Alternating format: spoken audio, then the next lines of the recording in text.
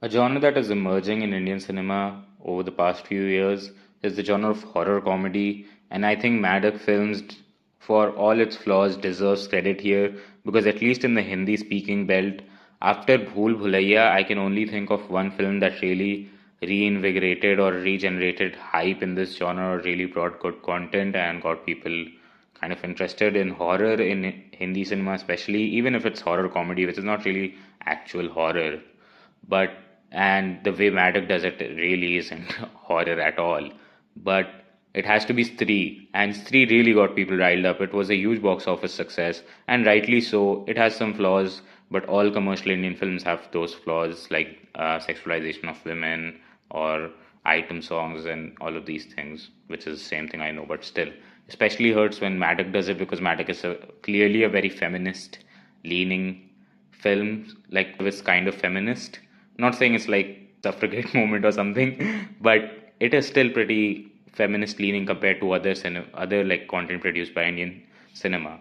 I think in South, horror comedies have been popular for a while now. I think Chandramukhi, at least the name I know, Rajnikant's Chandramukhi, was probably the first horror comedy, and it is more leaning towards horror than comedy. Same with Bhool Bhulaiya, it's more of a horror drama film than a comedy film. It's comedy only because of how eccentric Akshay Kumar's character act. But all Anchana and all of these films by Raghav Lawrence and other filmmakers in the South have shown that horror comedy is pretty popular, at least in non-Hindi speaking belts.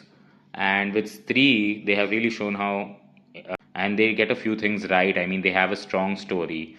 They really, really connect with the folklore of Indian, like pathology or Indian lore, like taking subjects which I think most Indians, just not just the one city dwellers or like city dweller people, but like everywhere in India have these myths, almost like it's not modern in a way that's tacky or like fake, but it's still modern in the way that it's progressive or it's real. It doesn't feel like it's pushing any agenda or pushing anything that is not relatable to most of India.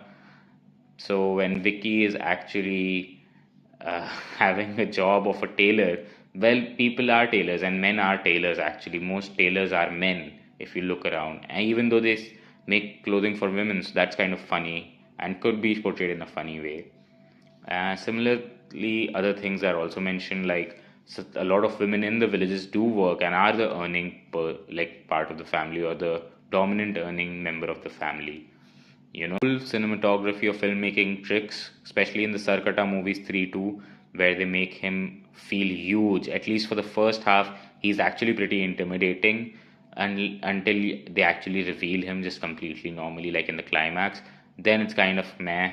And I did not like Munjia because the voice was so annoying, and there are some other problems that I have with the film.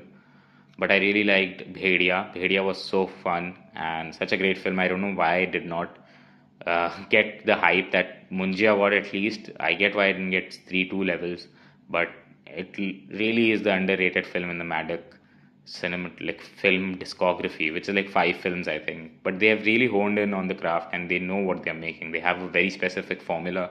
So I'm bet like the next 5 films they make, or at least the next 3 films they make, will be at least exactly as good in quality, if not better. I can't really say if they will perform commercially as successfully or not because 3-2 was like is the highest earning Hindi film in India right now. If you only look at India collections, that is crazy.